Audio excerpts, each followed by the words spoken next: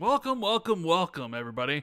This is the Xbox 2 podcast, episode number 364, I believe. Coming to you live on this beautiful Friday, May 23rd, the beginning of a 4-day weekend. I believe it's more Memorial Day on Monday, so everybody's going to have Monday off. And probably going to do, a little barbecuing, maybe going to see a movie. Who knows what everyone's going to get up to this holiday weekend. But I'm one of your hosts, Randall Thor 19, the man with the million. And as always, I am joined by Mr. Relevant on social media, as he told me just a few minutes ago. Jez Corden of Windows Central. Hello, Rand. How's it going, Mr. Social Media? Pretty good. Yeah. How's it going, Mr. Irrelevant on social media? I mean, hey, I'd rather be irrelevant on social media, bruh. Especially a place like Twitter. Yikes. Ugh. Yeah, it is pretty shit. How you doing, bro? Doing all right. It's Friday, so that's something at least. I finished a game, Rand. I actually finished a game. I mean, stop the presses. You did what? Excuse me? Yeah, I finished a game, man. Finished a game. I finished Hollow Knight. Wow. After about a year. But that's no. That's not Persona though, unfortunately. No, I think that game's never getting finished. Yeah. Okay, I can't gel with it. I put 90 hours into it, which I feel is a fair amount of time to decide whether or not something's for you. And I'm just like, just a little bit. Just a little bit. Yeah, after 90 hours, I think I can decide the game probably not for me. So I think we just have to accept that Persona 5's probably never getting finished. But yeah, I finished Hollow Knight. Played a bit of Space Marine 2 with my brother, co-op. Played a bit of Warhammer 40k Bolt Gun as well. Okay. Really love that game. And I played a bit of Tainted Grail: The Fall of Avalon, which is kind of like a dark Skyrim-like kind of game. AA, but it seems very good so far. So yeah, just been playing a lot of random games as I try and figure out what game I want to focus on now that the Diablo season's over. Oh, the poor Diablo season that you weren't a fan of. Yeah, it was terrible. It was absolutely terrible. I put 50 hours into it and it was terrible.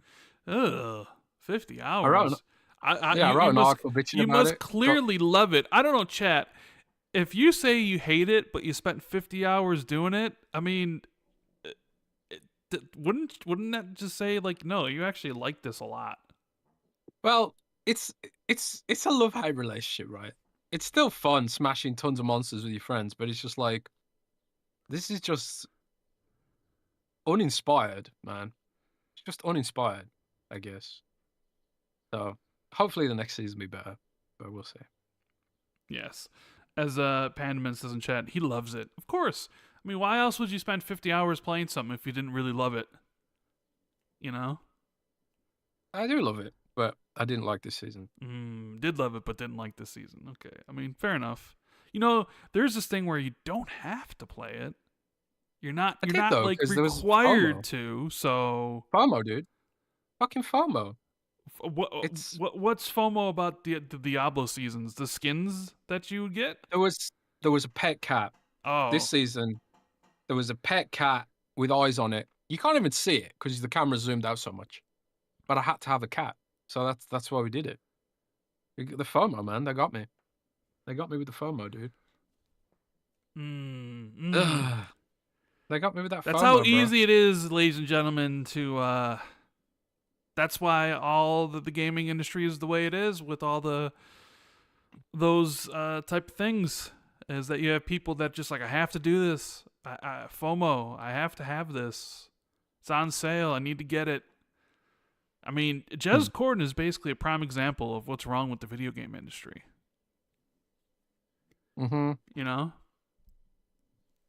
true, Jez. You could admit it. It's fine. Live your best life. You wanted a cat for a Diablo, you got a cat for a Diablo, right? Uh-huh. Does the cat make it all better now? Sure does. So even in Diablo, okay, and now you got a cat. where does the cat show up when you play? Can you summon the cat to help you kill demons? Is it somewhere? It follows you around and So picks it up like your follows. gold. So it's like behind you. So it's like following Yeah, you. yeah, Okay. So yeah. it's actually something that you could see. But is that something you can But barely, because it's zoomed out. But So you can so barely you even can see it. barely even see it. Yeah, it's like a few pixels on the screen. You can barely see it. And you had to pay 50 hours of It probably Diablo wasn't for 50 hours. Okay. Maybe 30 hours. But I said last week the reason I got back into Diablo was because after surgery I wanted something completely brainless to play, and there's nothing more brainless than Diablo. So that's where we went to. But yeah, now I can branch out a bit and play some more intensive games. I've also been playing a weird game called Labyrinth of the Demon King. Have you heard of that? Labyrinth of the Demon King. No, I have not. So it's an indie game. It's kind of like Silent Hill 1 had a baby with Skyrim or Morrowind or Kingsfield, that classic FromSoft game. And it's 4:3 aspect ratio, like Silent Hill 1. It's got PS1 graphics like Silent Hill 1, including the fog draw distance. It's got 480p pre-rendered cutscenes like Silent Hill 1. And it's pretty terrifying like Silent Hill 1. Okay. It's weirdly endearing. But I've been playing around with indie games quite a lot recently. I also bought Blood, Shooters and Teeth Warhammer 40k. That was like $5 this week because there's a big Warhammer 40k sale going on right now because of Warhammer Skulls. And we're going to talk about Warhammer Space Marine Remastered in a bit because there's a bit of controversy about that. Yeah, some people don't like it when the shoe's on the other foot. Yeah, very big shoe on the very big other foot. But yes, we're going to talk about that later. Look, we have Xbox Air in chat, but I believe that's Jesse. We got Haz in chat. We got Fantasticals. I got Tim. We got Eric the Beard. We got Septic Sauce in the chat. Mr. Gaz himself, who I believe is sick or at least recovering from a sickness. I think he had a stomach bug. I mean, you can't really tell because he's console warring all day and night on Twitter. So you can't really tell if he's okay or if he's sick because it's like, oh, Gaz is just doing what Gaz does, So, yeah. Thank you, everybody, for tuning in to today's episode. Do us a big favor, hit the like button if you haven't already. Subscribe to the channel, if you haven't as well. Make sure everybody ignores Paris in chat because he said we were late, but we're never late. But Paris is here. I'm sure he's probably made a few people angry already with some of his takes, some of his opinions, as it happens. Yes, I appreciate everyone tagging me and telling me that the Wheel of Time has been canceled after Season 3. Oh, my heart. Am I disappointed? Not really. I mean, okay. I wanted and nothing of value was lost. So here's the thing. You shut your mouth, Jess. You let me talk without. I don't want any comments from you right now, okay? Because this is Rand's time to speak. All right. Okay. So here's the thing: how I feel about the Wheel of Time being canceled. It's only unfortunate because Season 3 was actually really good, and they started doing some scenes sort of directly from the book, but they were in such a place where they couldn't do it like 100% how the book did it, so it was kind of like a half and half, but it was still really good.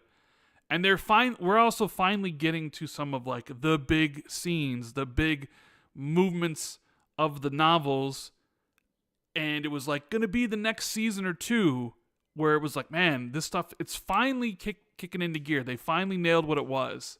But that's the problem, is they finally found their footing in the third season. Because the first season was booty cheeks. Complete booty cheeks. Like, if you were to ask me to rate Season 1, I probably would give it like a 4.5 or a 5. Right? It was, and so I'm not surprised that eventually people just stopped watching. Because you only really have, you have one opportunity to amaze people, to get them really excited about a show. And what's up, Sam? Hope you're doing well. And they didn't do it with Season 1. You pissed off the people that love the book series by making all these ridiculous changes and trying to appeal to, the casuals, also trying to make it seem like, oh, well, I'm a better writer than Robert Jordan. Season 2 is better than Season 1, but not by much. So Season 1's maybe like a 4 or 5. Season 2's maybe like a 6, maybe like a 6.5. I would rate Season 3 as like an 8.5 or an 8. It was really good. But by that time, you've scared away all the audience, and it's an expensive show to make because it's fantasy. So I'm not shocked. I'm not shocked that they canceled it. So, yeah.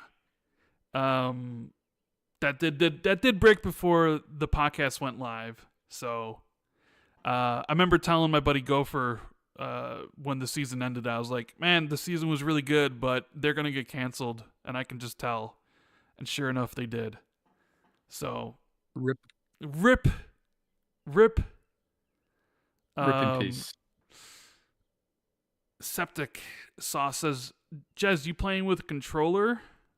I mean, this is my Doom footage. Depends on the game. Because I'm streaming the podcast. I mean, Jez always plays a controller, and I always play with a controller. So, yeah, this Doom footage, Gaz is played with the controller on the Xbox Series X. I mean, come on. It's me. Guys. You know You've been a PC guy for 5 minutes. Oh, don't say that to him. You cannot claim to be a PC elitist if you've been a PC guy for 5 minutes. So pipe down, Gaz. Oh, pipe down, lad. Don't say that to Gaz. Don't say that to him. Oh, man.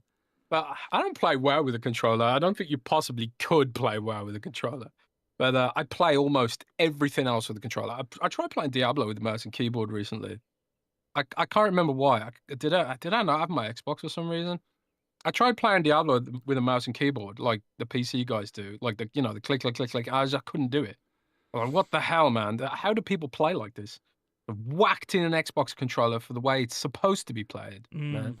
Doom is meant to be played keyboard and mouse. Like, it's not that hard, man. Doom isn't that hard.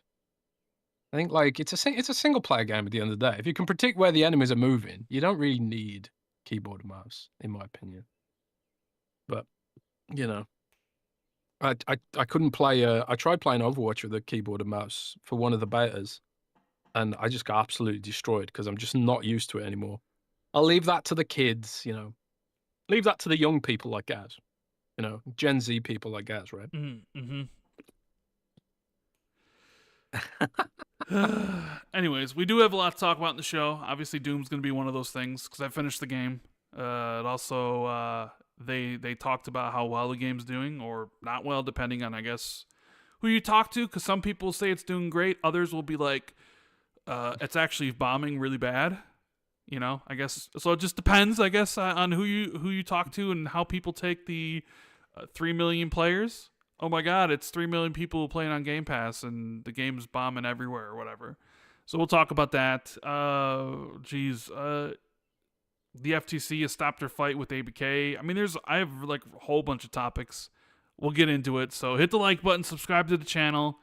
We're going to get through some housekeeping really quickly. And then we will move on to the main show. So we are still sponsored by Surfshark. So links in the comments. It's pinned or it's in the description. If you want to take advantage of their offer for Xbox 2 listeners, where you get 86% off a 2-year plan for the VPN. So yeah, it's a 2-year plan plus 3 months for like $50, I think, which works out to something ridiculous like $2 a month. It's a really great deal, and it's a really great service. So do check it out because it supports the show as well. Yes. So there is that. But also we have the wonderful people, patreon.com/XB2, who support what we do. And I believe we're doing Xbox 2+1 this upcoming week on Tuesday. We are indeed, with our good buddy Miles. Yes, we have Miles Dompier, his return to the podcast scene.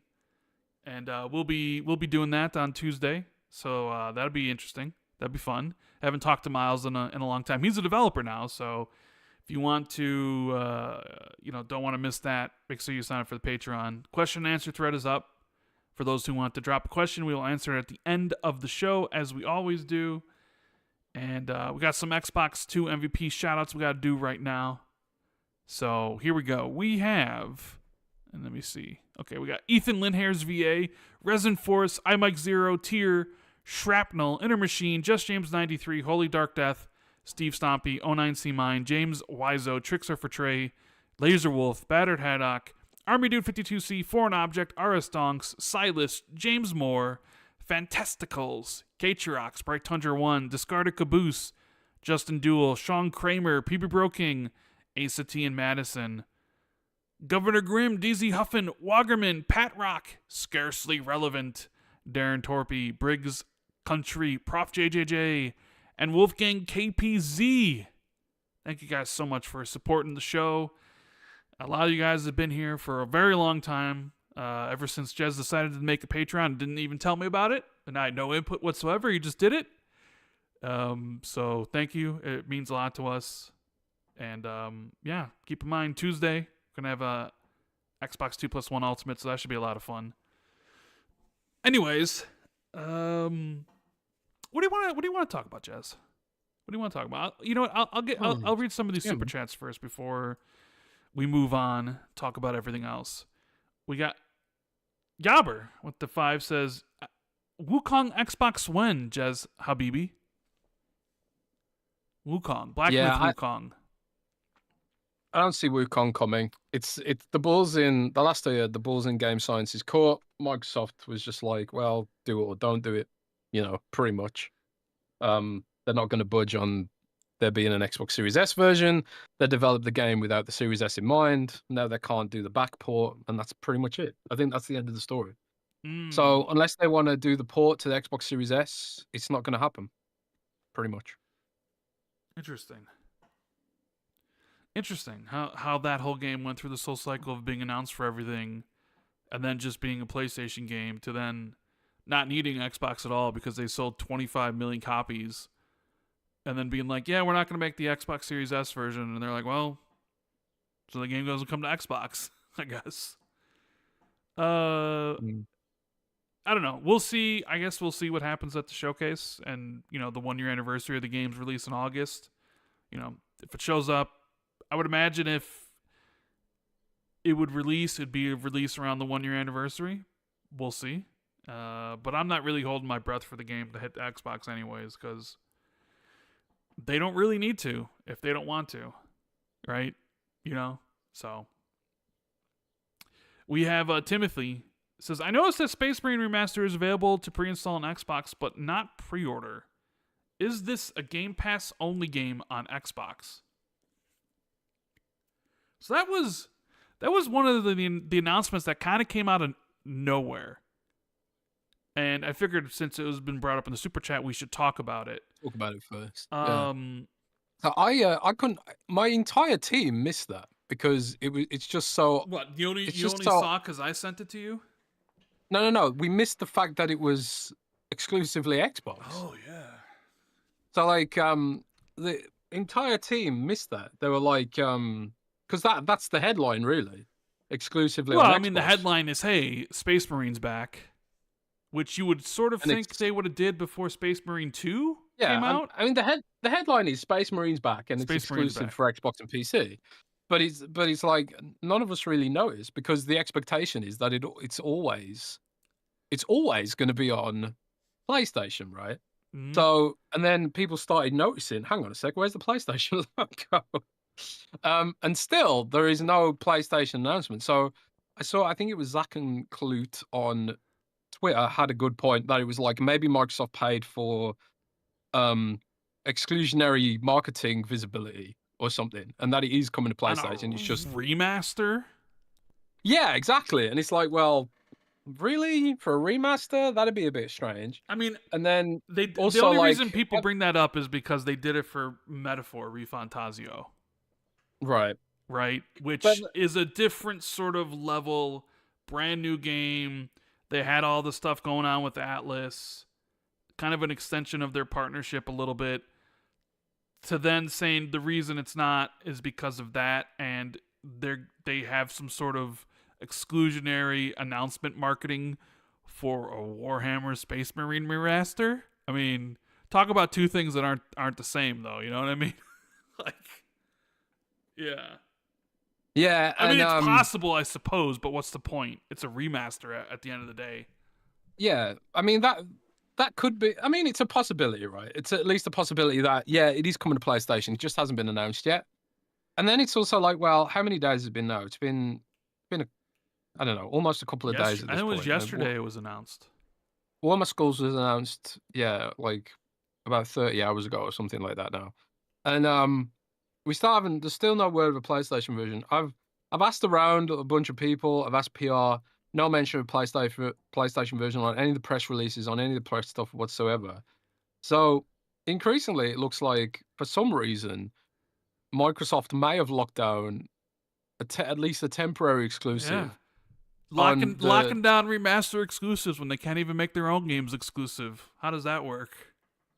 So I got a couple of theories about this. Like, the first game is not backwards compatible on Xbox. No, it's not. But I believe it is on PlayStation, isn't it? Or something like that. No, because that's a PS3 game.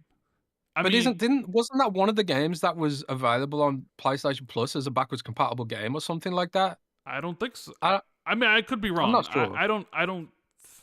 You don't think so? Well, I don't think so. I mean, chat will correct us if we're wrong. I don't. It wasn't in the part of the 360 back and pat, and I don't think it was anywhere in the PS3 stuff. So, I mean, I don't know. It's a weird scenario anyway. And like the super chat said, it's you can. I downloaded the game already via Game Pass, but it's not currently available to buy, which again is a bit strange. So like my instinct is that that's just a store update thing, and eventually it will be available to buy.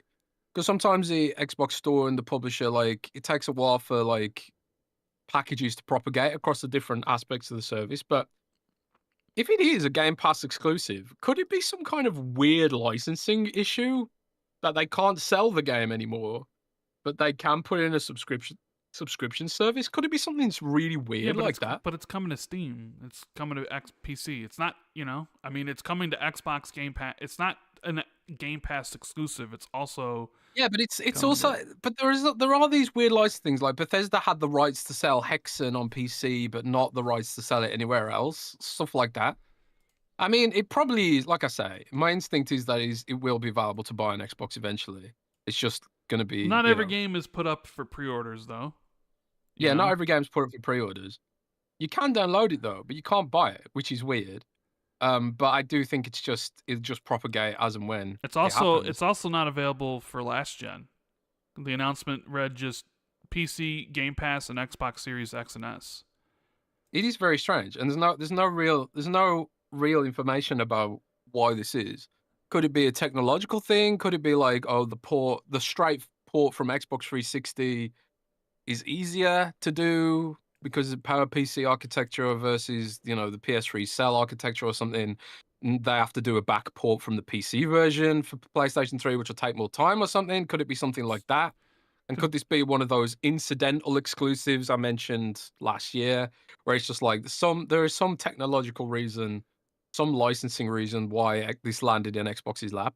Or could this represent a strategy by Xbox where it's like, okay, we'll take the money we make from Sony and buy an exclusive remaster? Buy up third party? Yeah. Well, it's created some headlines. Warhammer is a very, very, very popular franchise with a very engaged, very passionate fan base, Rand. Sure. And people are pissed about this. If you go and look on Twitter and read the replies, people are really fucking pissed about it. Because the shoe's on the other foot. The shoe's on the other foot. Yeah, but it's also the Warhammer fans are pissed.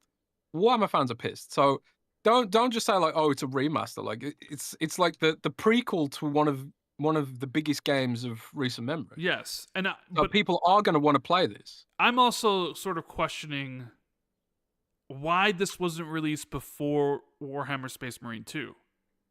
Because you figure, considering it's the same main character through both, and it's continuation of his story, a lot of people didn't play the game on the 360 or the PS3, and they skipped the entire Xbox One, PS4 generation. So there was a long time between Space Marine 1 and Space Marine 2, Where you would figure if like we're doing Space Marine 2, let's, a year before or whatever it would be, let's release a remaster of Space Marine 1. So at least people could play it, maybe get a taste for the story and the gameplay and stuff as like a marketing lead in for Space Marine 2. I think that's just going to be an oversight or incidental. And so do you Sega's got the rights. What if this is the way it happened? Space Marine 2 blew away all their expectations, and they quickly greenlit a remaster to kind of isn't cash it Sega in. who owns this? Well, I mean, it's Sega's publishing it. I don't know who owns the Warhammer. I mean, maybe they own the Warhammer publishing rights or the rights to the video game stuff. Well, yeah, like Windowbox in chat says, first game is owned by Sega and Relic. The second game's Focus and Saber Interactive. So this had nothing to do with Focus. This was all wargaming. Not wargaming. This is all like Games Workshop being like, we probably need to do something with Sega. So is Sega trying to cash in on the hype of Space Marine 2 then? Well, I think it's more really probably Games Workshop being like, well, we need to put the first game out there. And then Sega being like, we don't really want to do anything with that because we don't own the rights to the third game. And maybe Microsoft just stepped in and was like... So is that one of the thing where Microsoft funded the development of the remaster, which would why it would be exclusive? Is that a possibility? Yeah, because it's also...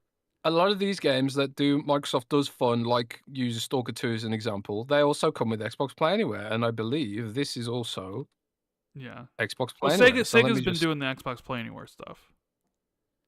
But yeah, it was... it's Xbox Play Anywhere. So it's Xbox Play Anywhere on PC. Pre-install it now on Xbox as well. It's published by Sega Europe.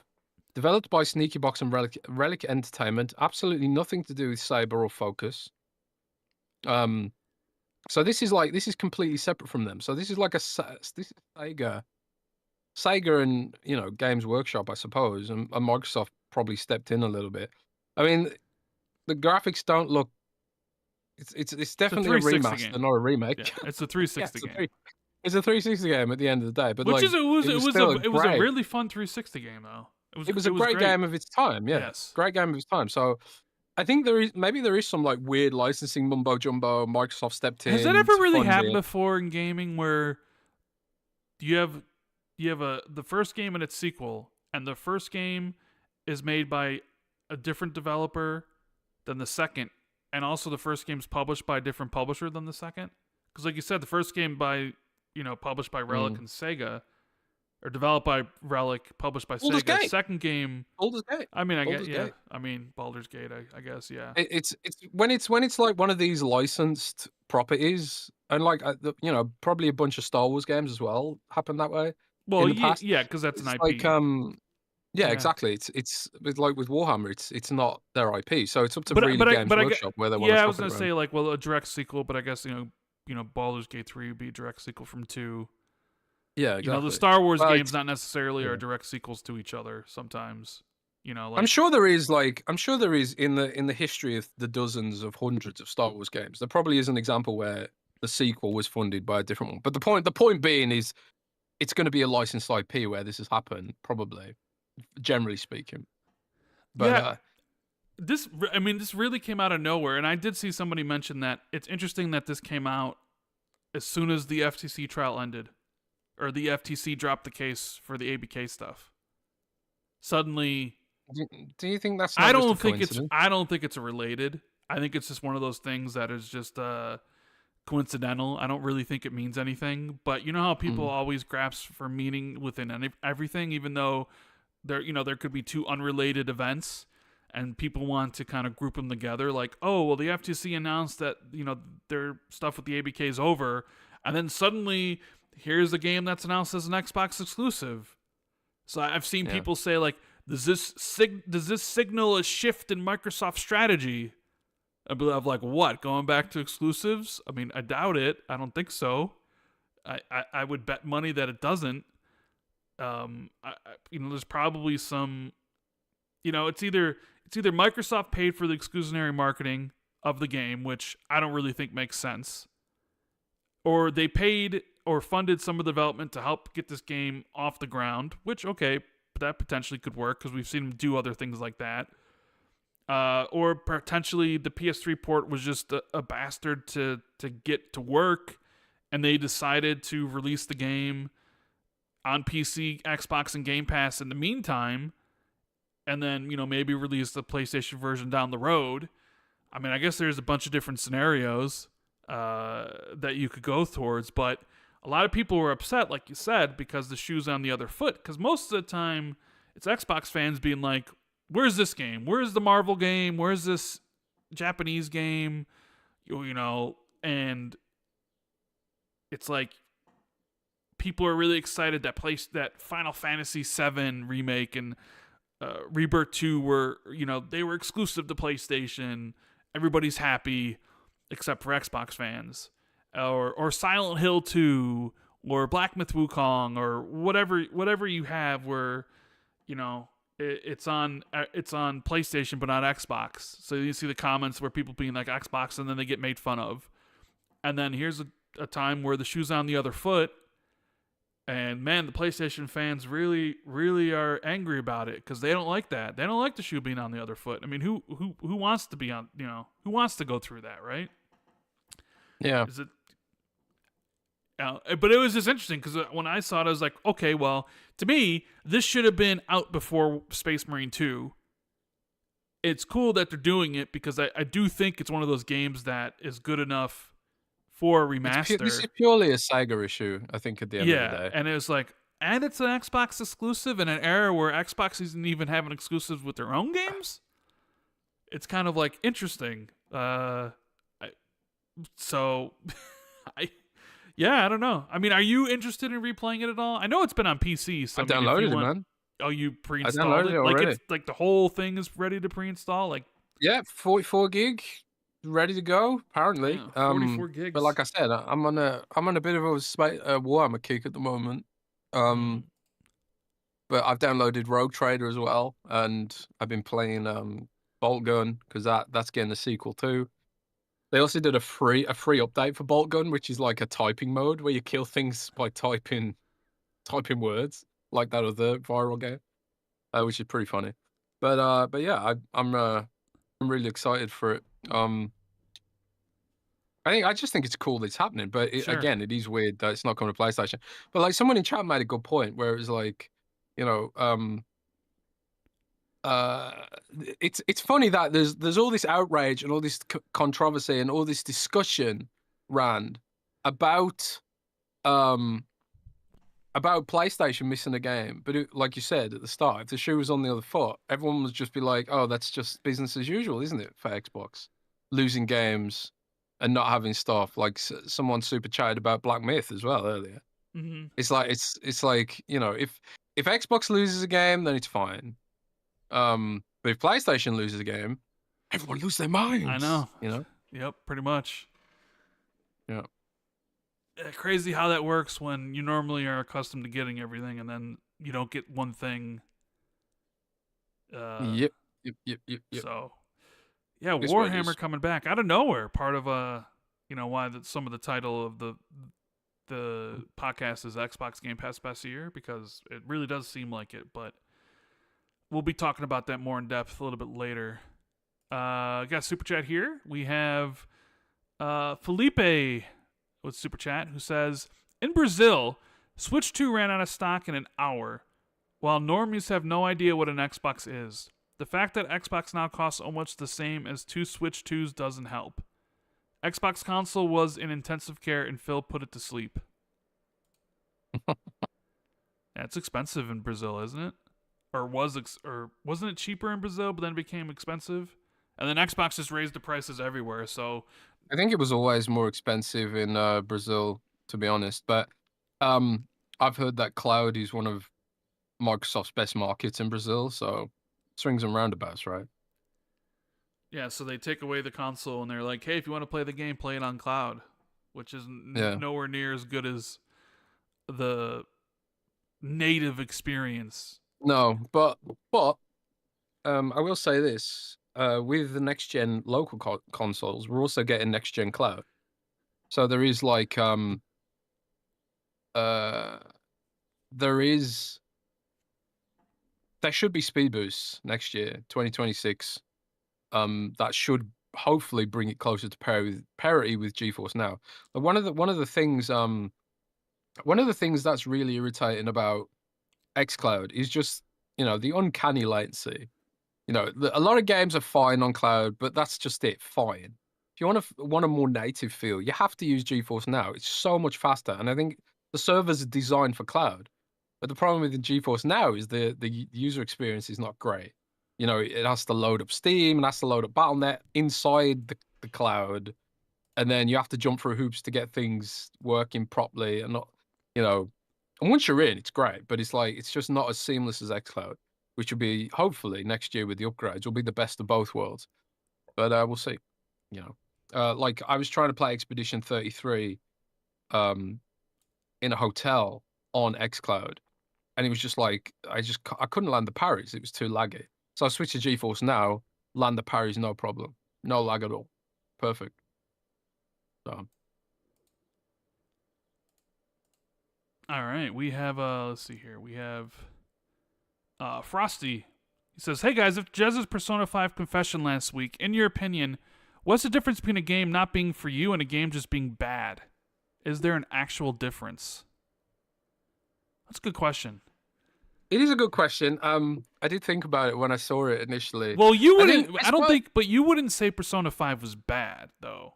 No, I wouldn't. The difference would be is like Persona 5 is clearly a universally loved title, critically acclaimed. There's a lot of things about it that I can sort of feel are subjective. Like I really don't like the setting. I don't like the setting. I don't really like the humor very much. I don't like the graphics that much either. Like but all those things are subjective, you know. Like the school kid sort of, discourse in the game. I don't know. Maybe I'm just grumpy old man about it, but I just couldn't vibe with it, which I know is subjective. So, if you are someone who enjoys that kind of thing, then I can understand why. Well, okay, let me ask you this question then. What's the difference between something being subjective and you're just not vibing with it versus something just being straight up bad? Like, like if something's like glitchy or buggy, and you're someone who's got a low tolerance for bugs, then I can just sort of be like, well, yeah, that's objectively a bad thing. Like a game should generally be polished, right? I think that could be considered objectively bad. There's a thing like it could be considered objectively bad if it's a big AAA studio, but the expectations don't match. Like, say, for example, you've got a big AAA studio that has control of a franchise that's kind of known for its high quality writing and its dark, mature storylines. And then the next game is has really terrible writing that's sort of juvenile and could have been written by I don't know, high schooler. You can just sort of tell that if you can compare and contrast, there's like a dip in quality there. You can just tell, right? But even that's a bit subjective. It's always a bit subjective when it comes to art. Like, I've got a high tolerance for bugs and glitches in games, generally speaking. So they don't bother me as much as it might bother someone else, as long as the underlying game is high quality. I don't know. Do you have any examples of a game you think is bad, like objectively bad, that everyone else thinks is great? Yeah, Pokemon. Pokemon Sword or Shield, whichever one you made me play, is an objectively bad game. I mean, I don't know what Metacritic was. I think it's in the 80s. But it's a subjective thing. It's not for me. But when I was playing it, I'm like, everything about this is bad. The way it looks, the way it performs, the story, the dialogue. To me, it was just an objectively bad game. And maybe it's one of those things where, a lot of Pokemon fans just have their blinders on for the franchise, so they just love it. And then when someone new comes in, especially maybe I'm just too old for Pokemon. I don't know. No, Rand. I don't have nostalgia for it. Right. I think you're completely right, because when you were surgically dissecting Pokemon, it sort of made. I mean, I think even before then, I had this admission that a lot of what I like about Pokemon is wrapped up entirely in nostalgia. when I saw the game through your eyes, it did sort of start to shatter that nostalgia because Sword and Shield is objectively shit. Like you can the people who have also took their blinders off. You can compare the animation quality in Sword and Shield all the way back to Pokemon Stadium on the N60 fucking 4, and that has higher quality animation. Like more of the moves are actually moves and not just like a 2D GIF graphic of fire. So I think some companies do get away with murder because of nostalgia, and Pokemon Company is definitely one of them.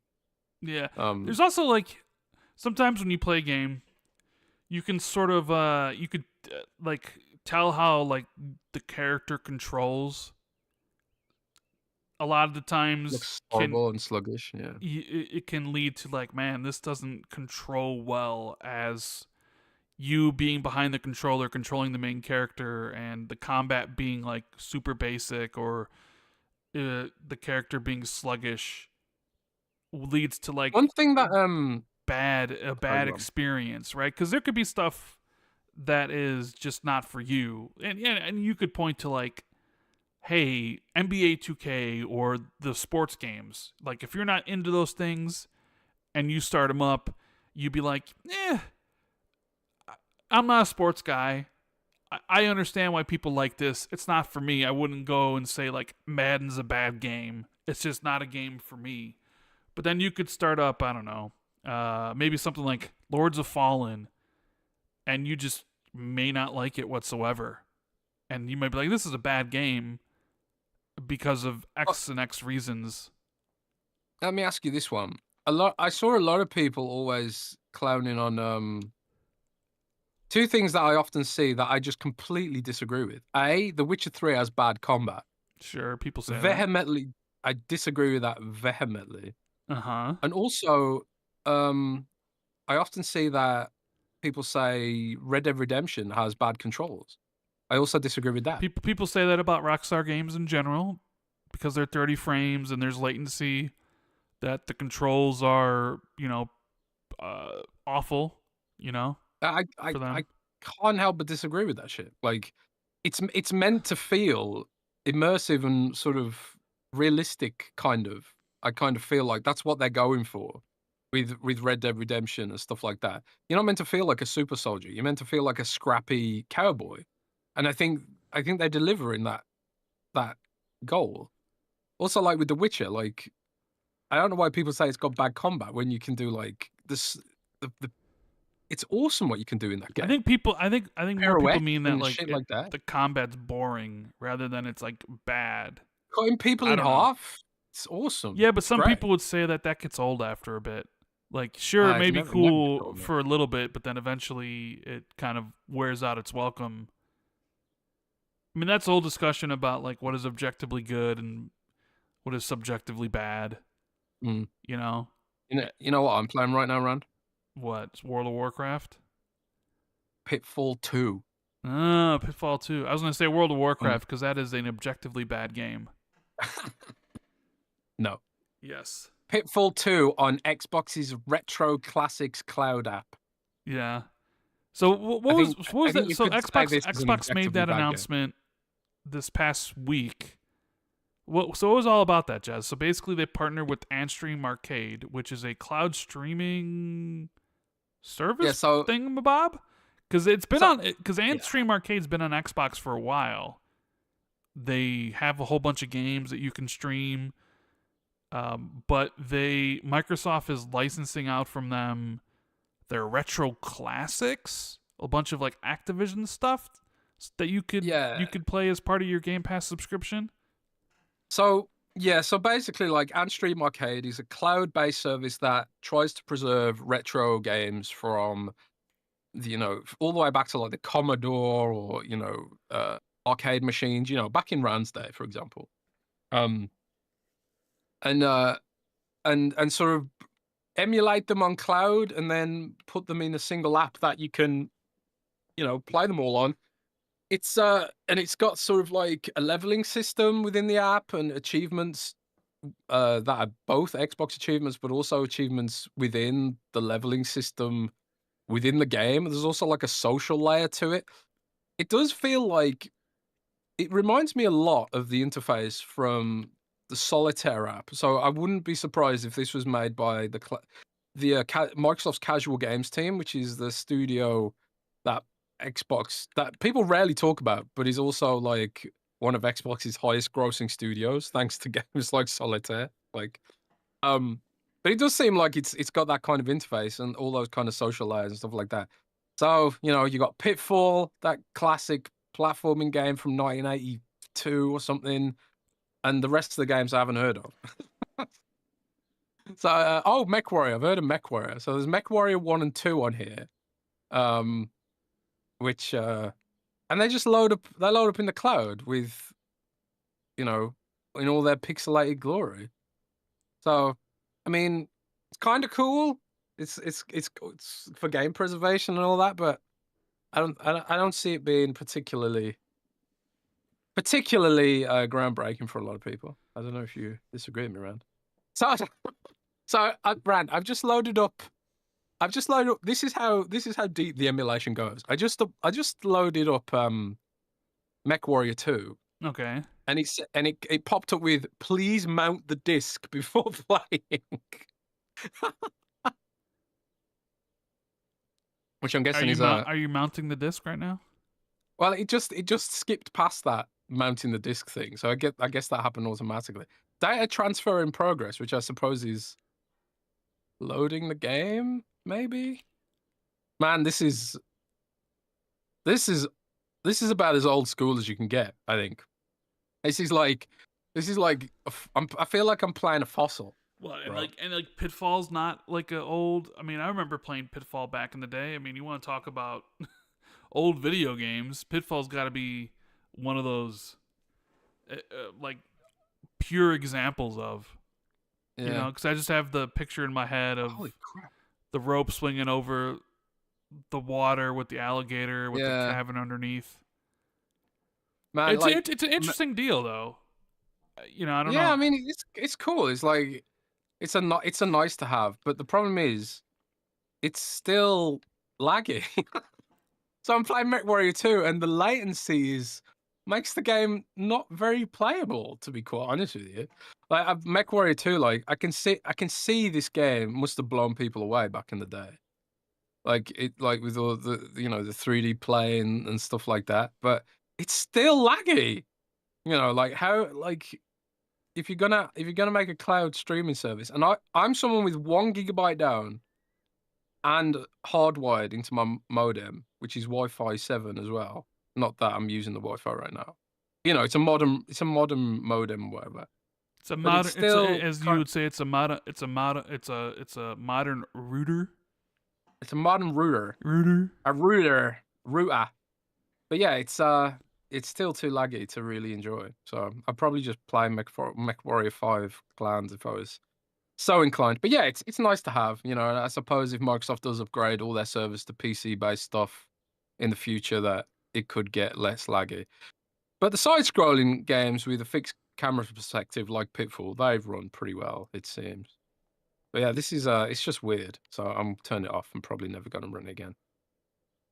Okay. That's one for the older gamers, the elders like Rand. Cisco Rock says Jez using demon tools. Yeah, man, it's old school, bro. Old school, and games like Pong and tennis and shit like that. Yeah, it's fun. I'm glad they did it, but it's also like, I wonder if it's how much more it's gonna lead to in the future. You know. We got Hey Blinken with the 5 says the FTC threw a wrench, but missed Microsoft's bucket. They sure did. Is that supposed to be a meme? Is that a meme? Yeah, wrench in the bucket. Don't you remember? It's our meme. Oh, is it our meme? Was it? Yeah, you forgot the wrench in the bucket. Was it something I said, or was it something you said? They threw. It's something you said. You said you meant to say they were going to throw a wrench in the works or drop in the bucket. Yeah. And you combined them into a wrench in the bucket. I mean, because I'm good like that, dude. You know. True. I make memes. Yes, the FTC stuff. So how do you feel about that? How do you feel about the FTC being like, we're done, like washing our hands of it? Is this just like, of course, what else were they supposed to do? Why did this last as long as it did? Type of thing. Like, Yeah, I mean, it's part of it's changing of the regime, and they're supposedly looking to save money, and supposedly like one of the things that you can do to save money is stop grinding on a lawsuit that's absolutely completely going nowhere. So why even bother with it? And also, like, all their arguments about exclusivity, they haven't got to let all their arguments before. Oh, Microsoft's going to make COD exclusive and all that bullshit. Obviously, they don't have a legal leg to stand on right now because Microsoft put their games everywhere. Except for Space Marine. Except for Space Marine and Stalker 2, which Stalker 2 just got another massive 18 gigabyte patch. I had to I hate those patches where you have to re-download the whole game. And there was one of those for Stalker last week. You have to download the whole 100 gigabyte game. And there was another patch yesterday. There was another 18 gig. But they fixed the AI now. The AI is a lot better than it was at launch. So if you've been holding off on Stalker, now might be the time to actually give it a go. But yeah, I don't know, man. Did you see it ever going anywhere? Once they closed the deal, it was just like they're not going to have any political momentum now to actually change this now. No, I mean, it went through all this. It's just funny. I just remember back when this first kind of lifted off, and there was the whole thing. And remember, like the whole FTC. It really seemed like the FTC was out there working for PlayStation. It was about like how this would, which was weird. Completely. Like, they were trying to protect the market leader in such a way. And their whole argument was that this would severely hurt Sony and that Xbox would do these exclusives. And which, they already had said, no, like, the COD games are not going to be exclusive because it doesn't make any business sense. And we all know how that all ended up anyways with everything being multi-platform. But it really seemed like, I mean, I don't want to say they were in the pocket of PlayStation, but it really seemed like they were trying to do what was best for PlayStation's interest at the time. And it just didn't make any sense whatsoever. Even the people saying that, like, oh, well, the deal should be rejected based on whatever factors. But at the time, it was like, no, I mean, it really shouldn't be. Nobody ever really gave any good reasons why the deal should have been blocked by anybody. It was just I think it was just people just saw Microsoft, and they saw Microsoft like the biggest company in the world trying to dominate, and we have to protect PlayStation, even though PlayStation's the PlayStation's the market leader. I mean, remember they got the FTC to believe that Nintendo Switch isn't even in the same field, really? Remember, because they had the whole like the high performance console market, so like it was they couldn't really make the argument about the Nintendo Switch because it was just these two. But even still, with those two, it was like, yeah, PlayStation's like winning here. So I don't know. It was always one of those things that didn't make a lot of sense, and I have a feeling it was mostly because this was Microsoft doing it. If it was like another company, like if it was PlayStation doing it, or if Sony bought ABK, I just have this feeling that it would have went cleanly through everywhere.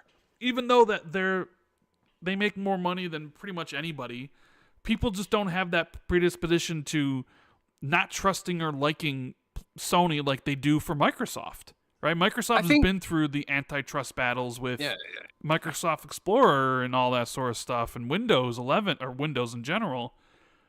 So to play devil's advocate for a moment, I mean, you can kind of see where they're coming from. Like the one of the top 3 companies in the world by market cap wants to be even bigger. Sure. So you can kind of see where they're coming from, where it's like, yeah, Xbox is behind PlayStation, but like this is just like going to be another industry that Microsoft dominates. And well, that's looking at the financials, that's what's happening. Well, not really. I mean, the financials are still widely in favor of PlayStation regarding to not when like you look at the margin. yeah, but I mean, Microsoft doesn't report their margins, so you don't really know what Microsoft's the Xbox margins are. Well, 'Cause, whose business model do you think's better right now? Because I don't think PlayStation's is. well, either, I mean, I don't know. I'm just saying. I In a, just in a year, I think we'll think very differently about who the market leader is. But yeah, because people will be saying but it's the Switch 2 because they're going to sell 20 million ugh, Switch 2s in a year.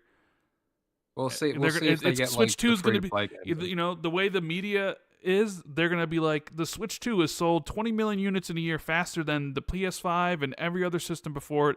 Nintendo Switch is the market leader. Okay, well, I'm calling it right now. forget the I'm media. calling it Forget the right media. now. If you don't see that happening, you're blind. Well, I don't care what the media says because the media doesn't really understand the game industry. But like, just to bring it back to the original point, it's kind of like you don't want Microsoft to become an even bigger, broader kind of company. So I think that was kind of the logic behind it. Do we really want Microsoft to be able to control 100% of what PCs look like, and then But like they don't, and we also know they don't because nobody really wants to use Microsoft's PC app. I mean, that's the whole no, I thing. mean no, I just mean I'm not talking about gaming. I just mean that they control all productivity software. They're going to eventually control all of what product business to business cloud solutions look like. They control what every PC runs Windows. Not necessarily gaming itself, but like they're thinking of like how Google has leveraged its position in several different markets to enrich each one of those separate businesses. Sure. And so Google, like the FCC, even under Trump, the FCC is still pursuing Google to break up its business because Google has used its dominance in search to enrich Android, to enrich Chrome, to enrich their ad business, and all that kind of stuff. Like they've used their monopolies in different businesses to enrich and lock out competition. Right. Whereas like their mentality is like, okay, Microsoft could potentially use their position in gaming, in Windows and whatever, to coalesce Sure. And that a was strategy that shuts out competitors and that down the line. and I that think was that was the logic. right. They That was just the couldn't point. But that make was an the argument point. that hinged That on was the the point future. I made when I said if it was PlayStation buying ABK, nobody would have an issue because they look at They don't Microsoft and have any other. they see Yeah. the big bad wolf, and they just assume Microsoft's going to dominate anything. I mean, you mentioned Google and all the things that. It's too bad Google couldn't use their monopolies to help Stadia get off the ground, huh?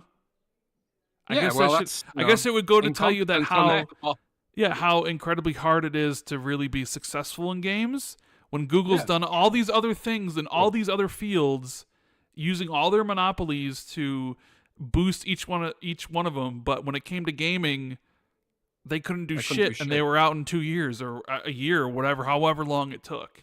So Yeah, sure. the threat was Microsoft's going to do this, and even though there's really no reason to block it based on the market they're buying ABK for, but do you remember? Because at the time, there were legitimate people worried that if Microsoft bought ABK, that Sony would be out of business in a year or two. That PlayStation would cease to be in 2 years or whatever it was. Like people like legitimately made arguments to suggest that Microsoft was just about to dominate the entire video game market.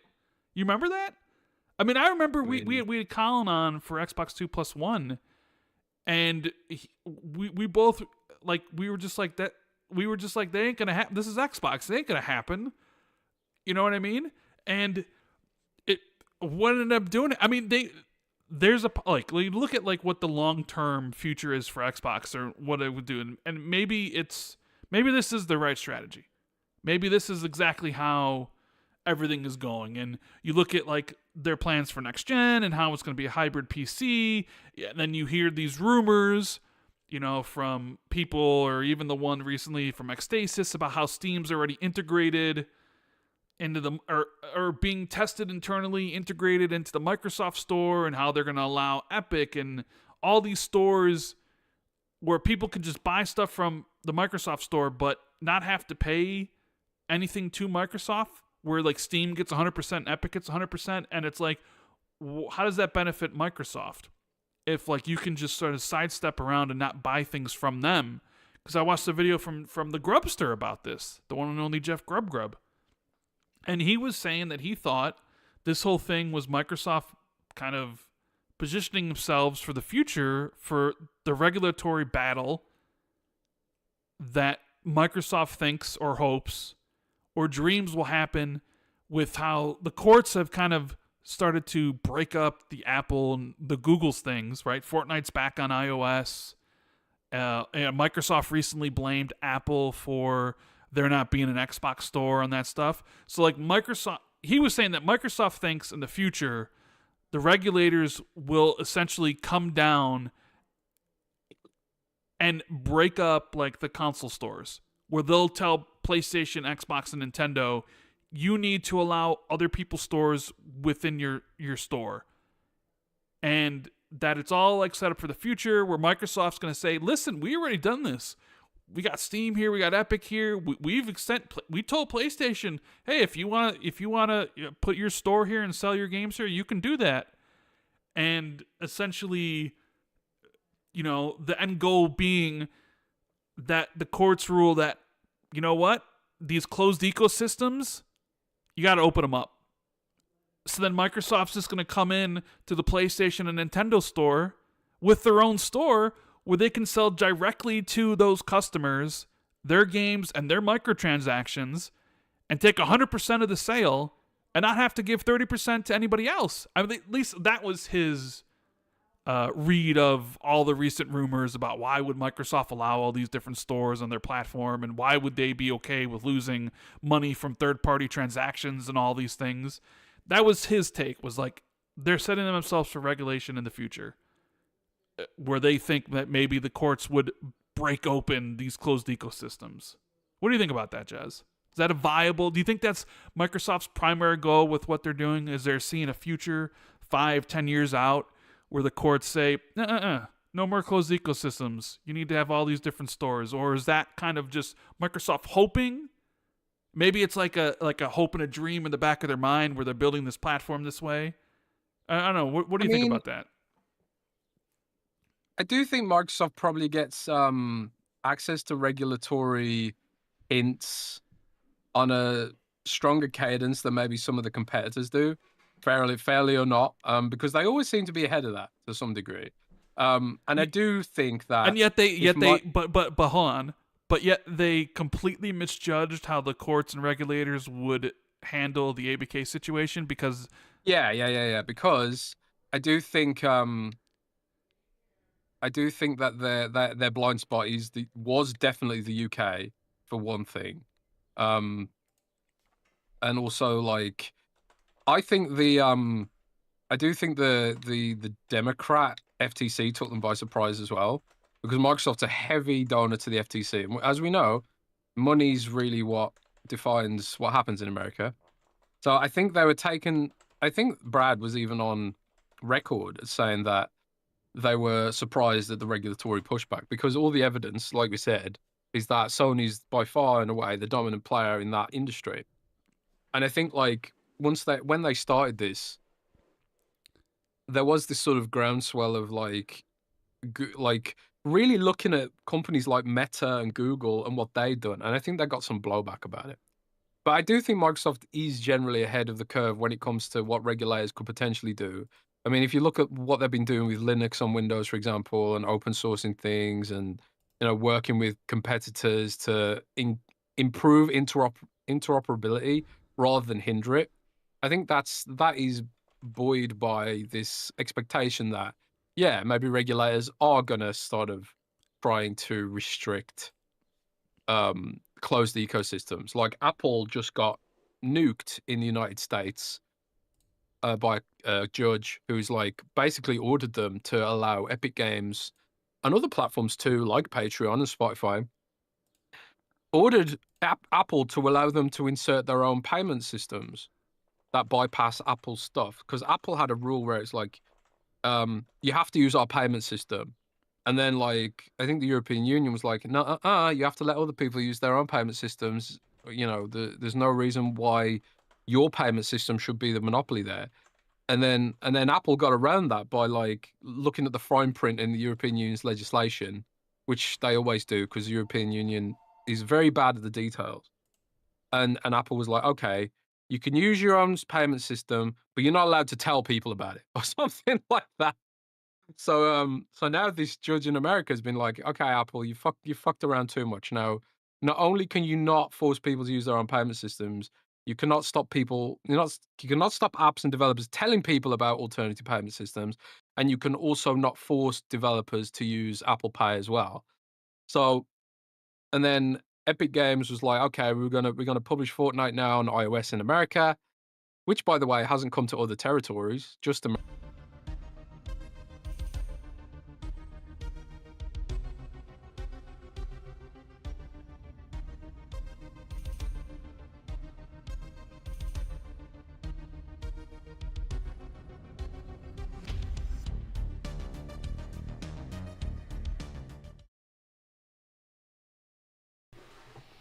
We've hacked the internet. We've hacked Rand's YouTube channel. Can you guys hear me?